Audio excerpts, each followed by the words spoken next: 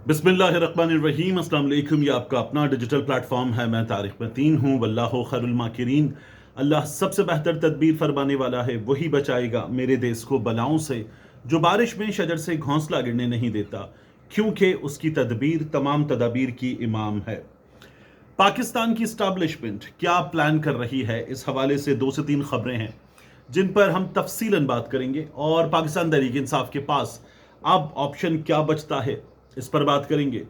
इसके साथ साथ एक बड़ी खबर इस्लामाबाद हाई कोर्ट से आई है, towards the end of the video इस पर बात करेंगे।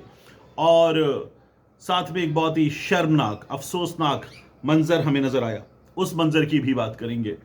ये जो मंजर है, ये एक कौमी सानहे के बाद बेशर्मी की इंतहा का मंजर है।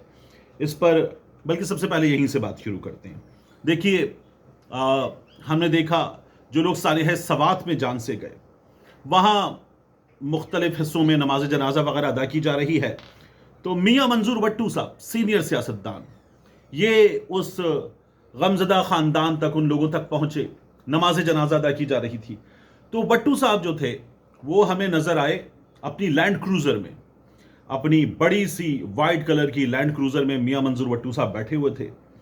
और अफसोसनाक मंजर ये था कि नमाज जनाजा अदा करने वालों की एक सफ़ थी, उस सफ़ में नमाजी खड़े हुए थे, फिर दरमियान में लैंड क्रूज़र थी भट्टू साहब की, और भट्टू साहब जो थे वो उस लैंड क्रूज़र में थे। उसके बाद फिर नमाज जनाजा अदा करने वालों की सफ़ थी। सफ़ में भट्टू साहब भी नमाज जनाजा लैंड क्रूज़र में बैठकर अदा कर रहे थे। ये हमने पहली बार देखा, मैंने दुनिया में कहीं नहीं देखा ये मंजर।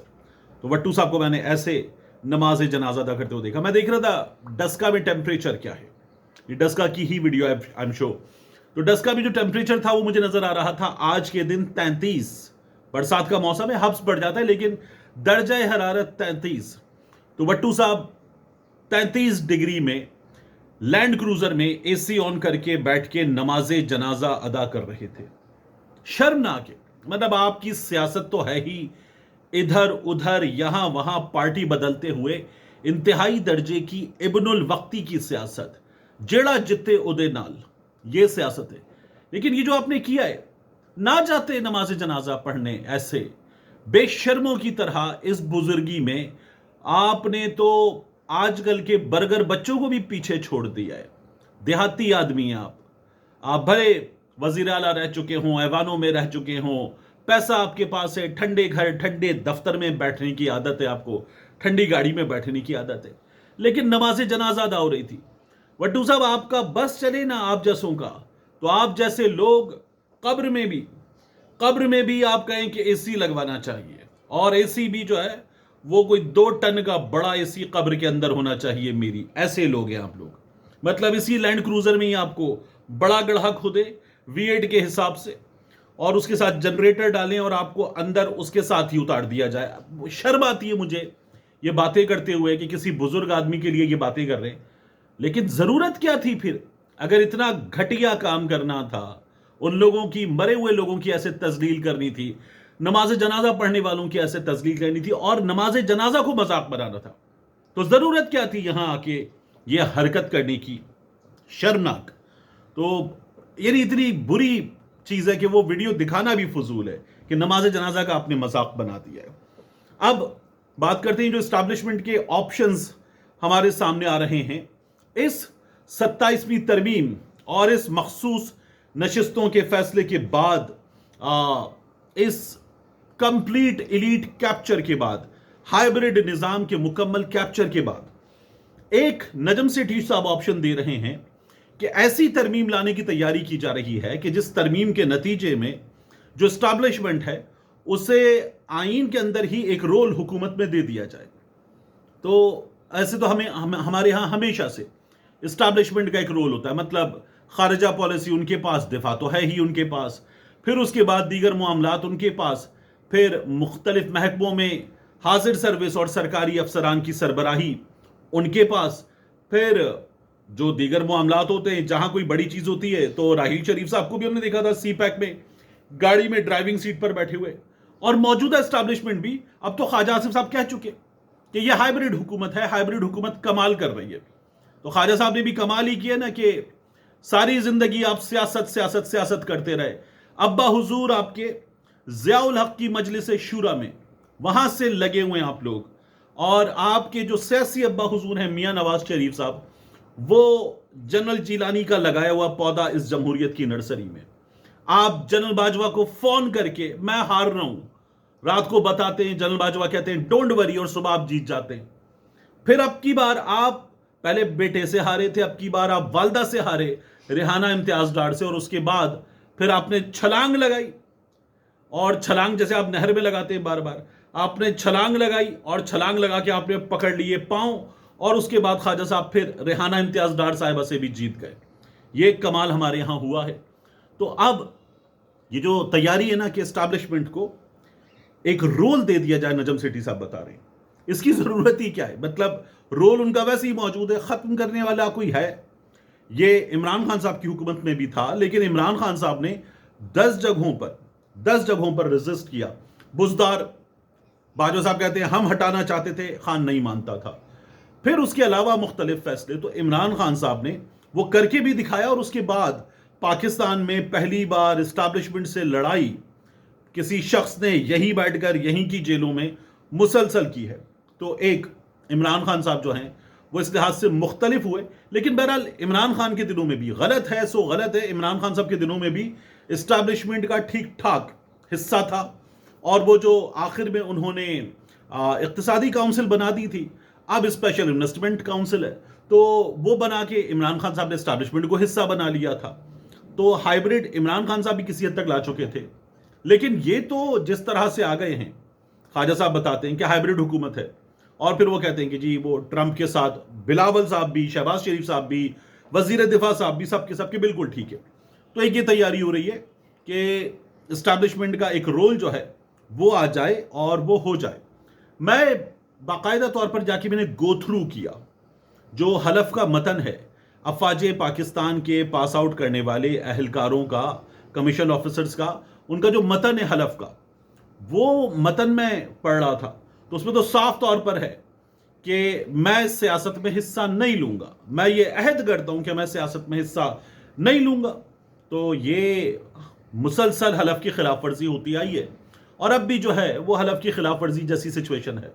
ڈی جے ایس پی صاحب بار بار کہتے ہیں، اور فوج کہتی ہے بار بار، کہ ہم اس حکومت کا حصہ نہیں ہیں، ہم سیاست میں نہیں ہیں، ہمیں سیاست میں نہ گھسیٹا جائے۔ پہلے تو خواجہ صاحب کو ہی روک لیں، خواجہ صاحب کہہ رہے ہیں کہ جی یہ ہائیبرڈ حکومت ہے۔ دوسرا ہے حضور والا، کس کو آپ منع کر رہے ہیں؟ مطلب کیا میں بطور صحافی، کیا کوئی سیاستدان، کیا آپ باہر موجود آدمی سے پوچھیں، وہ باہر موجود آدمی بھی جناب عالی آپ کو بتائے گا کہ آپ لوگ گوڈے گوڈے سیاست میں ہیں، مطلب اس سے کیا انکار کرنا؟ تو آپ سیاست میں ہیں۔ دوسرا ایک اور بات کی جا رہی ہے، یہ خبر دی محمد مالک صاحب نے کہ اسلام آباد کے ڈرائنگ رومز میں، سیاستدانوں کی بیٹھکوں میں یہ بات کی جا رہی ہے کہ اس 2/3 کے حاصل ہونے کے بعد، اور الیکشن کمیشن ایسے دے گا ان کو، ایسے یعنی جب پاکستان تحریک انصاف کے لیے مخصوص نشستیں تو الیکشن کمیشن آف پاکستان سانپ بن کر بیٹھ گیا تھا، اور اب وہ وضاحتیں دے رہے کہ نہیں جی ہم نے جو کیا آئین اور قانون کے مطابق کیا، آپ کو سپریم کورٹ آف پاکستان نے حکم دیا، یہ آپ کو کسی للو پنچو آدمی نے مشورہ نہیں دے دیا تھا، سپریم کورٹ آف پاکستان کے چیف جسٹس نے بھی مانا تھا، آپ نے عمل درآمد نہیں کیا کیونکہ وہاں سے منع کر دیا گیا تھا، اور اب آپ فوری طور پر عمل درآمد کرنے جا رہے ہیں۔ تو یہ ہوگا، اور اس کے نتیجے میں کیا دیکھیں گے ہم؟ اس کے نتیجے میں کہا یہ جا رہا ہے کہ پارلیمان کی مدت بھی بڑھائی جا سکے۔ ابھی تک یہ ڈرائنگ روم کے ڈسکشنز میں موجود ہے۔ میں نے جو مسلم لیگ نون کے 1-2 سورسز ہیں جن سے بات ہوتی ہے، خبر پر رابطہ ہوتا ہے، اور بیچارے شرمندہ ہوتے ہیں، وہ کہتے ہیں یار جو ہو رہا ہے وہ اچھا تو نہیں ہو رہا سیاست میں، لیکن اب کیا کریں، یہ شہباز صاحب ایسے ہی کر رہے ہیں، اور اس وقت تو شہباز صاحب کے پاس بھی آپشن تو نہیں ہے۔ ہی از ان نو پوزیشن ٹو سے نو، ہی از ان نو پوزیشن ٹو سے نو، یہ میں کوٹ ان کوٹ بتا رہا ہوں آپ کو۔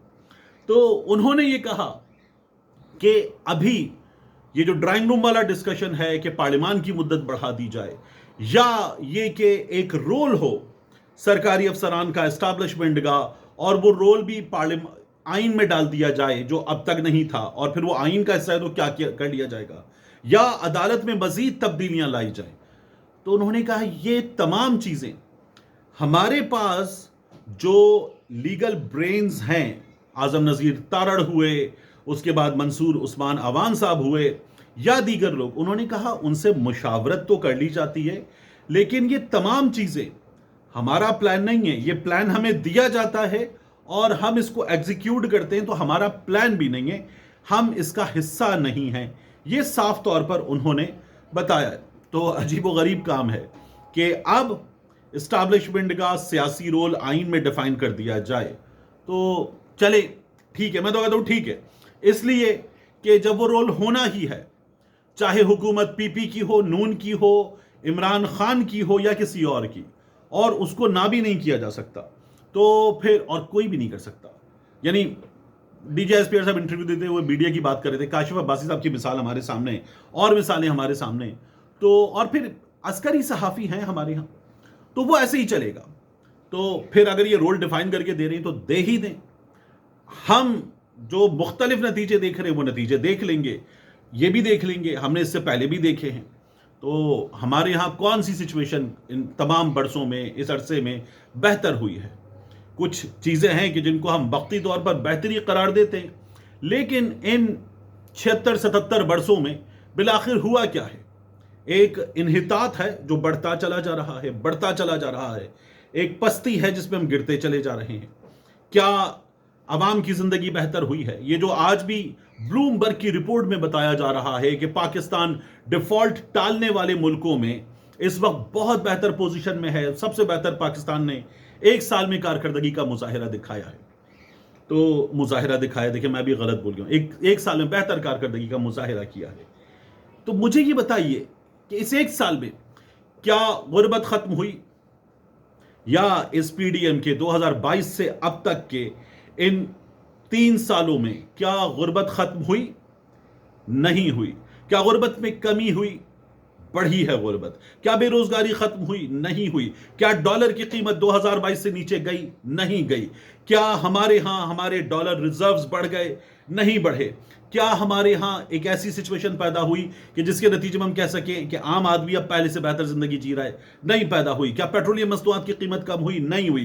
क्या बिजली की कीमत कम हुई? नहीं हुई। क्या गैस की कीमत कम हुई? नहीं हुई। क्या महंगाई, जो चीजें 2022 में हमें दस्तयाब थी जिस कीमत पर, क्या वो उससे नीचे गई? नहीं हुई। इसहाक डार साहब तस्वीर लगा के बताते थे ट्विटर पे कि लाइनों में खड़ा करके 83 रुपए फी किलो चीनी मिल रही है। लाइनों में खड़ा करके 83 रुपए फी किलो चीनी मिल रही है। आज लाइनों में खड़ा होना पड़े या ना हो, 210 रुपए किलो चीनी मिल रही है अक्सर जगहों पर। और जिस तरह से एक एक 2-2 रुपया बढ़ने पर अरबों रुपया हमारे इन शुगर मिल मालिकान की जेबों में जाता है, जिनमें तरीन भी है, जरदारी भी है, शरीफ भी है, चैनल मालिकान भी हैं, फिर उसके बाद बड़े बड़े सियासतदान और कारोबारी हजरात भी हैं, फौजी फाउंडेशन भी है, ये सब चीनी मालिकान में शामिल हैं। तो ये सिलसिला ऐसे ही चल रहा है, ऐसे ही चलेगा। इनका कैप्चर है और ये कैप्चर मजबूत होगा। गरीब की गिरफ्त उसकी अपनी जिंदगी पर, उसकी अपनी रूह पर, रूह और जिस्म का रिश्ता कायम रखने पर भी कमजोर से कमजोर तर होती चली जा रही है, वो वैसे ही बरकरार रहेगी। तो बदला तो कुछ नहीं है। ये तजुर्बा भी करके देख लीजिए, जो इतने करके देखे। क्योंकि इसके बाद एक खबर और आ रही है, वो ये है कि अगले 2.5-3 महीने में जब तमाम चीजें और ज्यादा ग्रिप में आ जाएंगी और 1 से 2, अब 2 ओहदों की बात हो रही है, उनके लिए कुछ मजीद फैसले हो जाएंगे और कुछ मजीद चीजें हमारे सामने आ जाएंगी और मजीद ताकत आ जाएगी, मजीद पायदारी आ जाएगी। ये मैं बड़े एहतियात के साथ लफ्ज याद रखिएगा, पायदारी आ जाएगी, मजीद ड्यूरेबिलिटी आ जाएगी। तो फिर उसके बाद मुमकिन है कि सिस्टम ये कुछ इस तरह का मुजाहिरा करे कि शायद लोगों की नज़र में इसकी इज्जत आए और ये आम मुआफ़ी की तरफ जाएं। ये खबर आ रही है सीनियर साहब जुनैद सलीम साहब उन्होंने दी, या बैनुल अक़वामी जो बरादरी है उसकी नज़र में हम एक आम मुआफ़ी जैसी सूरत हाल की तरफ जाएं। अब ये तजवीज़ है, सिर्फ तजवीज़, तो हमारी लेजिटिमेसी बढ़ सके, ये सिस्टम चलाने वालों के दरमियान डिस्कशन है। एक तो लेजिटिमेसी नहीं आती, दूसरा ये जो तजवीज़ वाली खबर है, मैं इस खबर को भी नहीं मानता। मैं नहीं समझता कि ऐसी कोई चीज़ होने जा रही है, क्योंकि अगर ऐसा कुछ होता तो कम से कम कोई रिलीफ देना, आसानी पैदा करना, ये भले ना होता, मगर राह में हायल रोड़े हटा दिए जाते और फैसला कानून के मुताबिक होने दिया जाता, ये भी नहीं हुआ। तो क्या ये सब कुछ होगा? मैं नहीं मानता कि कोई ऐसी सोच मौजूद है कि जिसके तहत ये कहा जाए कि लेजिटिमेसी, एक्सेप्टेंस और प्रेशर रिलीज करने के लिए ऐसा कुछ किया जा सकता है। आई डोंट थिंक सो ये हो रहा है, क्योंकि आखिरी चीज इस वीडियो की अगर आप देखें तो ये जो आज फैसला आया है छुट्टी वाली रोज इतवार के दिन कि सदर मुमलिकत ने कहा ठीक, मुझे रिमांड बैक किया गया था कि डोगर साहब के मुस्तकिल चीफ जस्टिस होने का फैसला मैं कर दूं, तो कर दिया। ये जो ट्रांसफर शुदा जजेस हैं, ये ट्रांसफर परमानेंट है या आर्जी है, मैं फैसला कर दूं, तो कर दिया कि परमानेंट है। ये सीनियरिटी कहां से शुरू होगी, तो ये सीनियरिटी बरकरार रहेगी, मैं ये फैसला कर दूं, तो मैंने कर दिया है। और फिर उसके बाद उसकी एक लिस्ट भी जारी हो गई है। और आज जब मैं आपसे मुखातिब हूं 29 तारीख को, तो कल ये खबर आई कि 28 तारीख को हमारे सामने पता चला कि अब ये जो सुप्रीम कोर्ट का फैसला है, इंट्रा कोर्ट अपील दायर कर रहे हैं इस्लामाबाद हाई कोर्ट के वो 5 जजेस जो इस आरजी या कायम मकाम चीफ जस्टिस के खिलाफ गए थे। तो वहां जरदारी साहब ने फैसला करके पक्की मोहर लगा दी है। और 28 तारीख को आने वाली खबर से भी पहले जरदारी साहब ने ये किया, तो ये 27 तारीख को हुआ। तज्जियाकार ये कह रहे हैं, जानकार ये कह रहे हैं कि ये काम बैक डेट में किया गया है, हुआ अभी है, लेकिन बैक डेट में किया गया है। इसको जाहिर कर दिया गया है कि जैसे ये ब्रेक हुआ है हमारे सामने, और 27 को होना इसका जाहिर किया गया है, मगर ये काम हुआ अभी है, क्योंकि अब वो इंट्रा कोर्ट अपील में जा रहे थे। इससे फायदा क्या होता है? तकरीबन गैर मुअस्सर हो जाता है मामला। फिर बात इस तरह की जाती है जैसी डोगर साहब ने खुद की थी ना, कि चलें मोहसिन नकवी काम तो अच्छा कर रहे हैं ना, अब जाने दें। अब जब ये मजीद फैसला हो गया कि अच्छा ठीक है, उन्होंने रिमांड बैक किया था, जिनको रिमांड बैक किया था उनका फैसला भी आ गया है, अब क्या किन चक्करों में पड़ेंगे, अब जाने दें। इसमें एक दलील ये दी गई कि जो ट्रांसफर होकर आया है अपनी अदालत से, क्या उसका एक हक नहीं है कि वो इतनी मुद्दत की नौकरी कर चुका था तो अब वो उसको जारी रख सके? ये दलील दी गई थी। मेरा सवाल यह है कि जो अपनी अदालत में मौजूद था, उसकी एक सीनियरिटी थी, तो उसका हक मुतासिर नहीं हुआ? उसका भी तो हक मुतासिर हुआ। और वो जो अगला चीफ जस्टिस बनने के लिए तैयार बैठा हुआ था, वो कहां गया? अब हमारा जुडिशियल कमीशन इजलास होगा, उसमें जाहिर है कि 3 नामों पर गौर हो जाएगा जाहिरी तौर पर, और उनमें से डोगर साहब जो हैं वो मुस्तकिल चीफ जस्टिस बना दिए जाएंगे। ये फैसला हमारे सामने आ जाएगा और कहानी खत्म हो जाएगी। मिलते हैं इंशाल्लाह आपसे अगली वीडियो में।